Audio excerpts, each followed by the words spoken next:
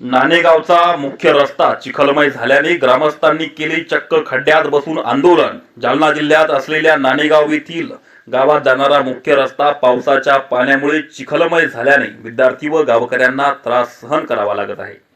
रस्ता करण्यात यावा म्हणून ग्रामस्थांनी शासन दरबारी अर्ज दिले, मात्र उपयोग झाला नाही।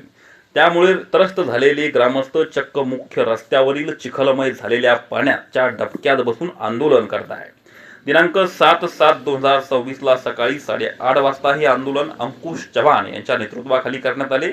ग्रामपंचायतने आंदोलनाची दखल न घेतल्यास जिल्हाधिकारी कार्यालयासमोर ठिय्या आंदोलन करण्याचा इशारा आंदोलनकर्त्यांनी दिला आहे।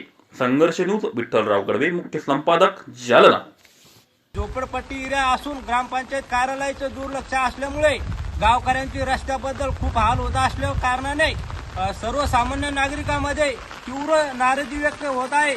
महिला आणि पुरुष तसेच शाळेचे विद्यार्थी व शेतकरी यांची या रस्त्याने हाल होत असल्याने शेतकऱ्यांचे नाराजी व्यक्त होत आहे व गावकऱ्यांचे झोपडपट्टी एरियामध्ये बार निवेदन देऊन सुद्धा ग्रामपंचायत दखल घेत नाही व कानाडोळा करत असल्या कारणाने सर्वसामान्य नागरिकांचे हाल होत असल्या कारणाने सर्व गावकऱ्याच्या वतीने नाराजी व तीव्र आंदोलन व्यक्त करण्यात येत आहे। जोपर्यंत या गड्ड्यामध्ये मुरुम टाकण्यात येत नाही तोपर्यंत अंकुश भाऊ उठणार नाही। आणि तुम्हाला एक सांगतो, नाद करा पण अंकुश चव्हाणचा करू नका। जर करायचा असेल तर माझ्याशी करा, सर्वसामान्याशी करू नका। याच व्हिडिओच्या माध्यमातून तुम्हाला सांगतो की तुम्ही फक्त फेसबुक, व्हॉट्सअपवर फक्त वाढदिवसाचे पोस्टर टाकू शकता, तुम्ही हे पोस्टर अजिबात टाकू शकत नाही।